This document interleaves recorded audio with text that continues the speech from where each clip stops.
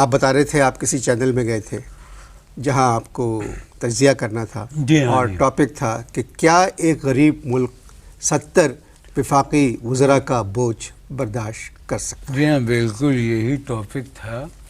اور میں عرض کروں، خاتون میزبان جو وہاں پر بھی جی خاتون میزبان نے اس قدر میک اپ تھوپا ہوا تھا، لگ رہا تھا کہ ان کا خاندان ان کا بوجھ برداشت کیے ہوئے ہے. اب کانوں میں 1 کلو کے بڑے والے جھمکے، جس کو دیکھ کر مجھے ایک پرانا گانا یاد آ گیا کہ امبوا کی ڈالی میں جھولنا جھولا جا، امبوا کی ڈالی میں جھولنا جھولا جا، آپ میری بات سنیں. امبوا کی ڈالی میں جھولنا جھولا جا، امبوا کی ڈالی آپ میری بات میں سنیں. جھولنا جھولا. آپ میری بات سنیں جی کہ جو آپ کو موضوع دیا گیا ہے اسی پہ بات کریں. جی جی کسی دوسرے چینل پہ جا کے آپ میرے بارے میں بھی پتہ نہیں کیا نہیں، کچھ کہیں. آپ کے بارے میں تو میں آپ کے منہ پہ بات کر سکتا ہوں. بھائی میرا تجزیہ بہت سمپل تھا. کیا تھا؟ میرا تجزیہ یہ تھا کہ 15 وزیروں کو نکالنا بہت آسان ہوتا ہے، لیکن 70 وزیروں کی کیبنٹ کو ختم کرنا اگر ناممکن نہیں تو مشکل ضرور ہے. مگر موضوع کچھ اور تھا. کیا ایک غریب ملک 70 وفاقی وزراء کا بوجھ برداشت کر سکتا ہے؟ بالکل کر سکتا ہے. کیسے؟ کیونکہ وہ تمام وزیر جو ہیں وہ امیر ہیں. مگر آپ سمجھے نہیں رہے.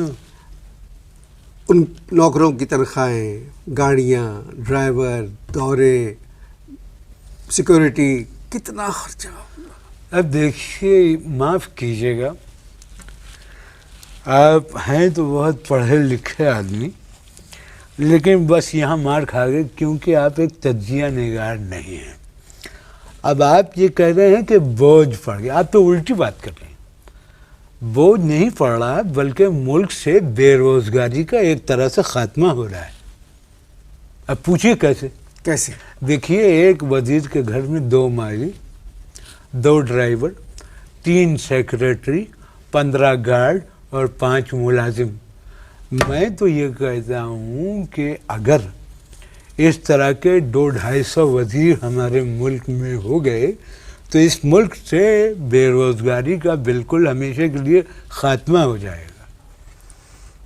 اور دیکھیے، میں آپ سے ایک بات عرض کروں کہ حکومت تو یہ چاہ رہی ہے کہ ہر محکمے کا وزیر الگ ہو. یعنی پیٹرول کا وزیر الگ، جی ٹھیک، جی، ڈیزل کا وزیر الگ، ٹھیک، سی این جی کا وزیر الگ، سمجھ گئے، اور کیا نام اس کا، مٹی کا تیل بچ گیا. مٹی کے تیل کا وزیر الگ. اب اس سے ایک فائدہ ہوگا. اب وہ فائدہ یہ ہوگا کہ 5 بیکار لوگوں کو وزارت مل جائے گی. یہ بہت اچھا حکومت کا آئیڈیا ہے.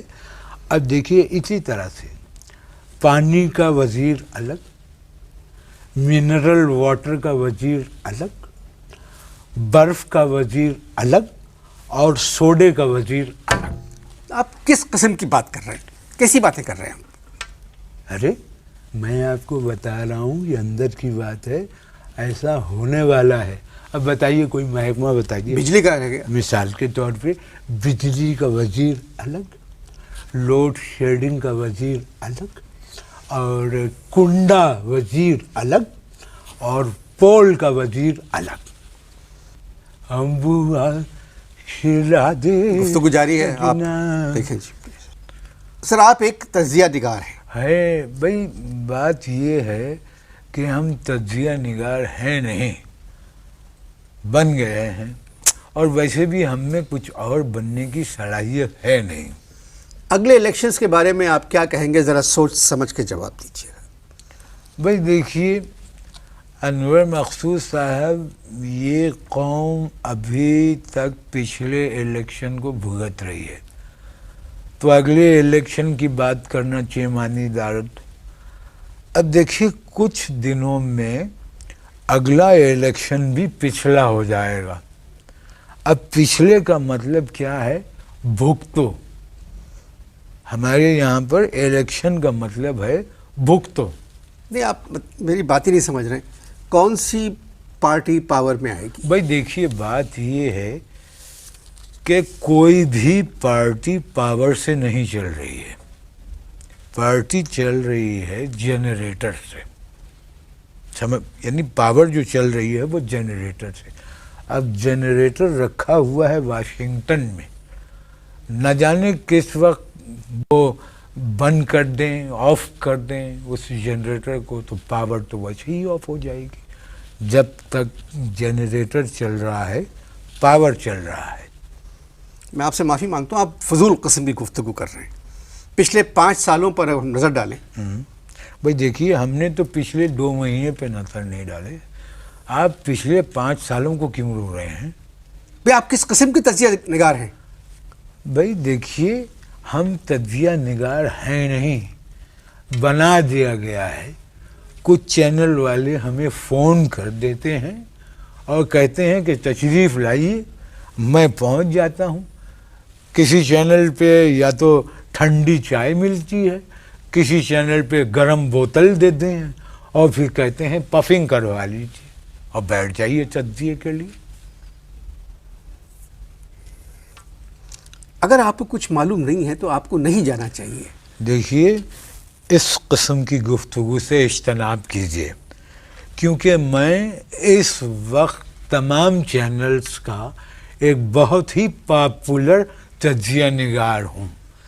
جیسے کہ آپ اپنے آپ کو بہت پاپولر میزبان سمجھتے ہیں، جبکہ آپ کو آتا جاتا کچھ نہیں ہے. مجھے معلوم ہے مجھے کچھ نہیں. ہاں تو ٹھیک ہے نا، تو یہ بات تم جانتے ہو. عوام تو یہ سمجھتی ہے نا کہ تم بہت عالم قابل فاضل آدمی ہو. ایسا نہیں ہے. بات یہ ہے، میرا کام بھی چل رہا ہے، تمہارا کام بھی چل رہا ہے. میں بھی روٹی کما رہا ہوں، تم بھی روٹی کماؤ. نہ میں تم پہ کیچڑ اچھالوں، نہ تم مجھ پہ تنقید کرو.